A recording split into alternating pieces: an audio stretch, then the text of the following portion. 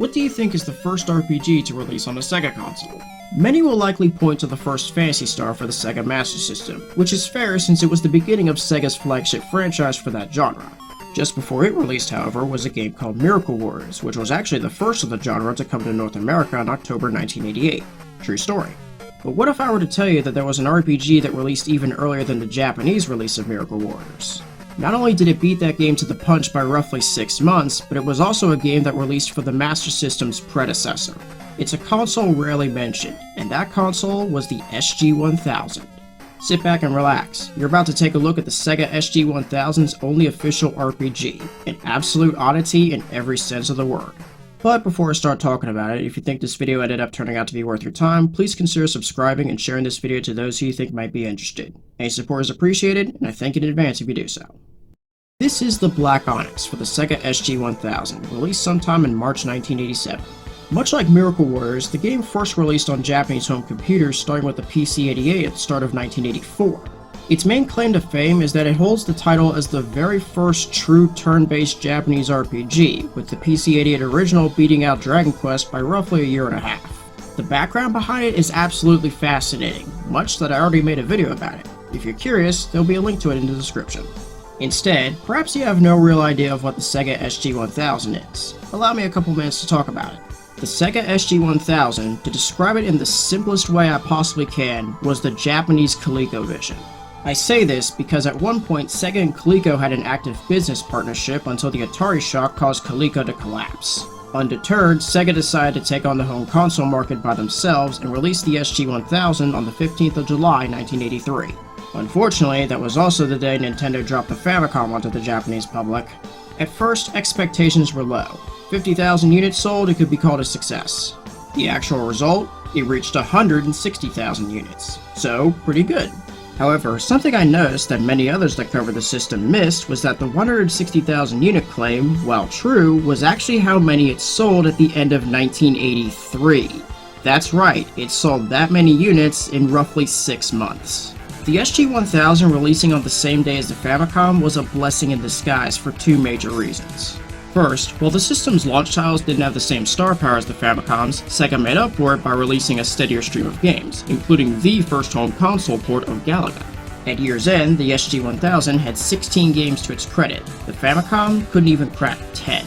The second and more important reason is that the first Famicoms were, how should I put this, faulty garbage. There was a circuitry issue that was such a problem that Nintendo's president decided to do a full recall of the system.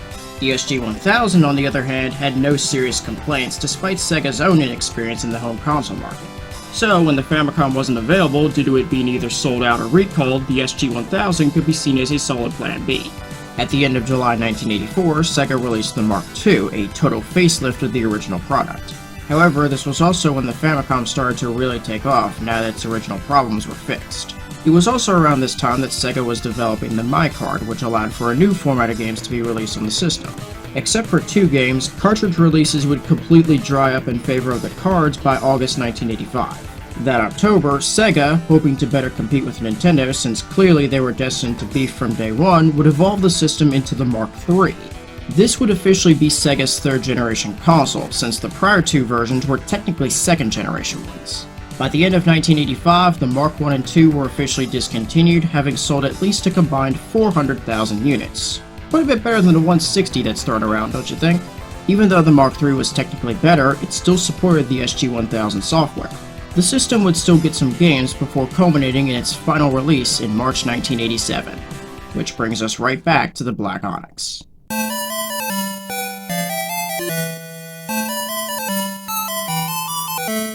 That's right, its only official RPG was also the final release for the SG-1000. The game credits at least 5 people for developing it, including Rieko Kodama, who was uncredited but did make at least one enemy sprite for the game, and Tokuhiko Iwabo, who took care of the game's sound. These two would be part of the team that developed the first Phantasy Star later in the year.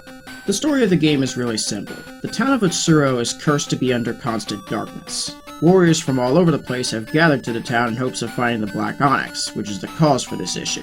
Get the Black Onyx, and light comes back to the town. That's it. When you start the game, you can make a party of up to 5 characters by giving each individual character their name and appearance. While names are one thing, it can be up to 10 characters long, appearance options are very watered down. In the computer versions, you had multiple hairstyle and clothing options to make each of your characters look unique. In this version, you're limited to only 5 options of matching hair and shirt colors. God, that's boring. Not that it really makes a difference, helmets and armor are visible in this game, so the options are moot. Once you make your party, you can enter the half-baked town of Utsuro. I say half-baked because, apart from the shops and the bank, every other building is completely empty. To be fair, the computer versions were the exact same way. The town, and game at large, was meant to be much more ambitious when the PC-88 original was being developed back in 1983. The problem is that like 80% of the game had to be cut due to a 64 kilobyte memory limit, which is precisely how big the SG-1000 port is. So in other words, it's a port of an aesthetically unfinished game. Because of that, I'm just gonna be blunt right out of the gate. This game is flatter than fucking Florida. First, the graphics. Keep in mind I did say the SG-1000 was essentially the Japanese ColecoVision. Knowing the console's technical specifications, the graphics are actually pretty good. The fighter and monster designs in particular are especially cool. The map design is flat, but does the job fine considering what the system is. There is one big problem, however. It does this whenever you move. Yeah, that's eventually going to be an eyesore. I also noticed this with at least the MSX version, but its map is largely black and blue, so it's a bit more tolerable there. The SG-1000 version, on the other hand, is mostly green, blue, and red, making this a lot more obvious. If you notice that my footage looks much smoother than that, that's because I cut every single one of those loads out. That is what you call editing hell. You're welcome, by the way. In terms of sound, not only is it very limited, it's definitely not Iwabo's best outing. The sound catalog consists of the following: the sub 10-second title screen theme, like 4 sound effects, and a roughly 25-second music loop that plays throughout the entire game. I'll play that sequence now.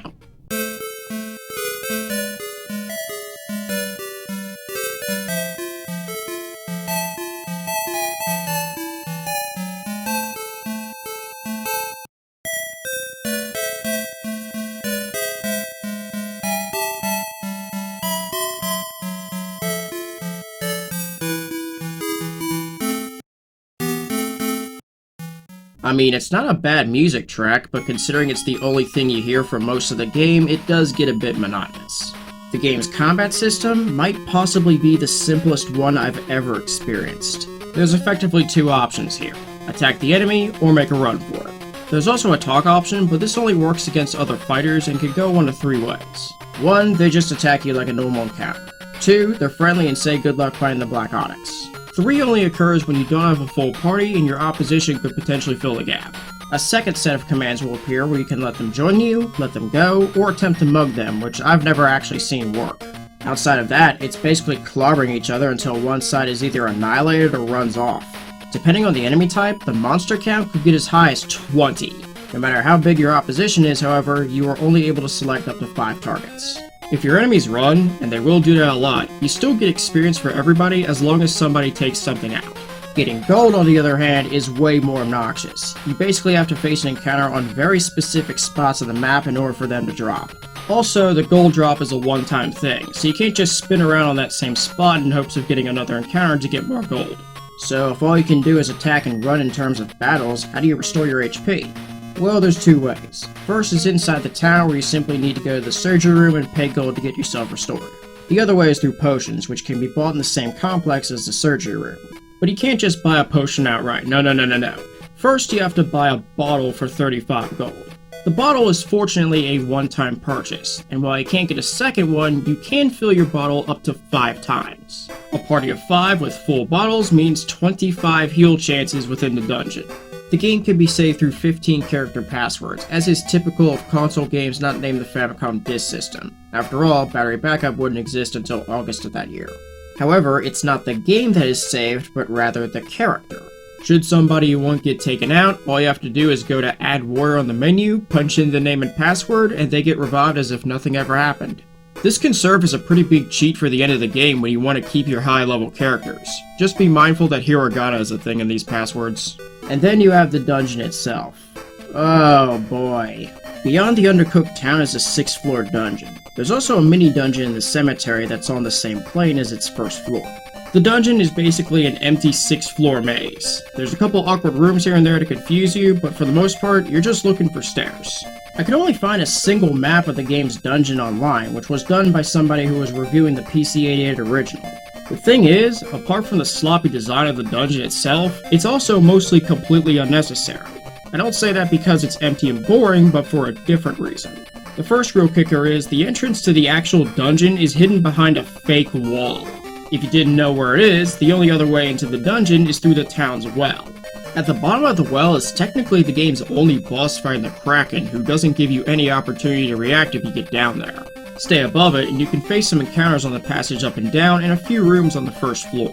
Should you run out of money spots or end up in trouble, you don't have to navigate a huge maze and instead just take a couple seconds to get back to town.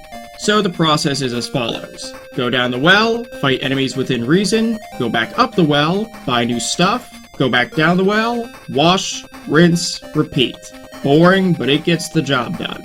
Eventually, you'll get good enough gear and experience that you'll take out the Kraken without issue and it will not show up again once defeated.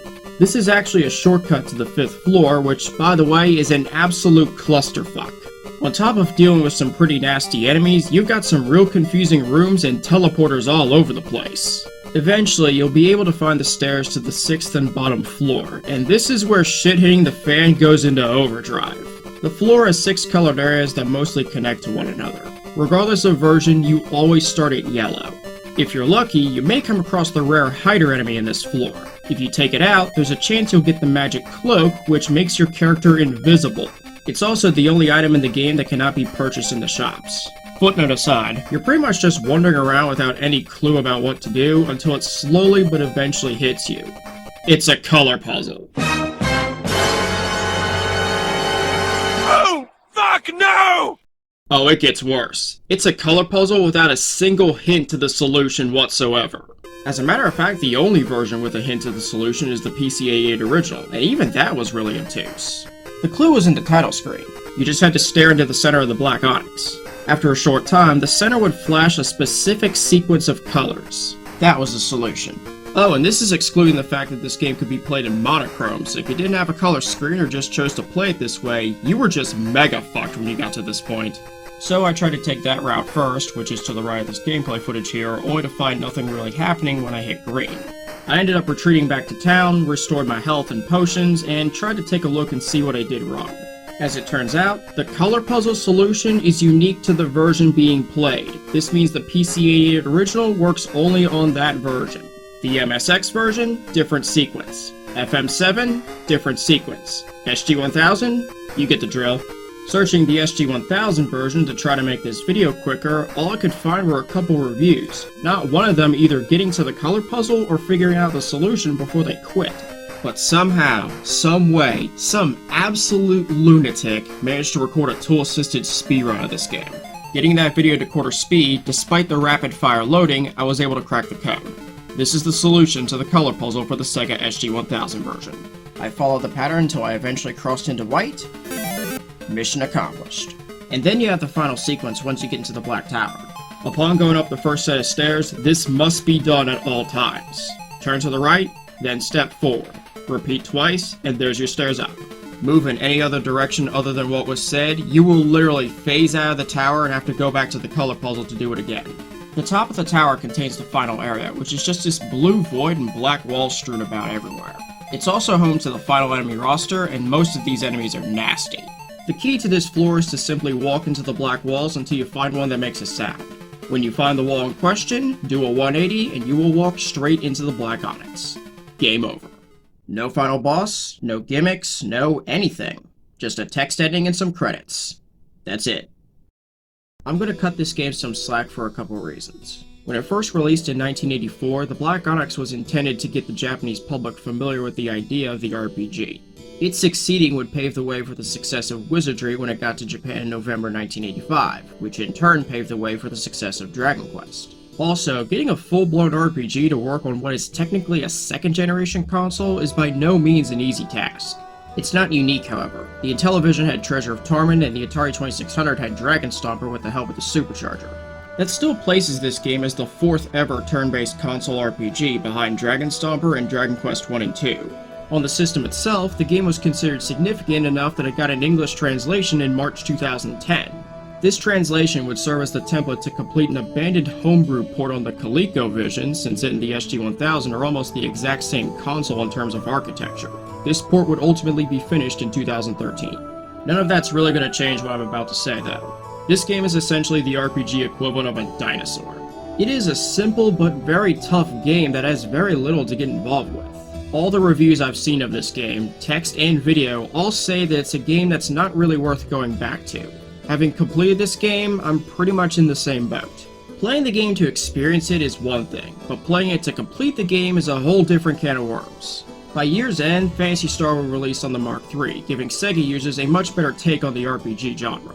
But for those that dive deep into gaming history, the Black Onyx already has its legacy, and in all honesty, gives a very ambitious send-off to the SG-1000. It's worth a look if you're either checking into the SG-1000 or if the home computer versions don't seem to work for you. But going any farther than that, that's completely up to you. Hey everybody, Eclipse14 here, thanks for watching. I may have been a bit harsh about this game, but I'm not going to deny its significance and the fact that it's an interesting piece of work regardless of what I said in this video. If anything, this gave me a legitimate excuse to talk about the SG-1000. But regardless, if you liked what you saw, feel free to drop a like, and if you think my work is worth your time, please consider subscribing, it would be very much appreciated. Beyond that, that's all I've got to say. Thanks for watching, and hopefully I'll see you next time.